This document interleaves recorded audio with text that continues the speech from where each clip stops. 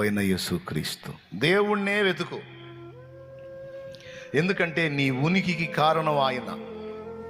నువ్వు అనేదానివి, నువ్వు అనేవాడివి, నేను అనేవాడిని ఈ సృష్టిలోనికి రావడానికి కారణం ఆయన. మన మనుగడకు కారణం ఆయన. మనం బతికి బట్టగట్టి తిరుగుతున్నామంటే కారణం ఆయన.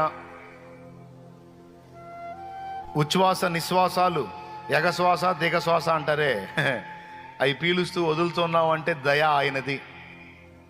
రేపు చచ్చి నిలబడాల్సింది ఆయన ముందు. ఈ లోకంలో ఉన్న బంధాలన్నీ ఒకనాడు తెంచుకు వెళ్ళిపోవాలి, కానీ ఆయనతో ఉన్న అనుబంధం ఎప్పటికీ తెగని అనుబంధం. పుట్టక ముందు ఆయనతో ఉన్నాం, పుట్టిన తర్వాత ఆయనలోనే ఉన్నాం, చచ్చిన తర్వాత కూడా ఆయన ముందుకు పోయి నిలబడతాం. కనుక ఆయనతో బంధం శాశ్వతమైన అనుబంధం. బాగా అర్థం చేసుకోండి.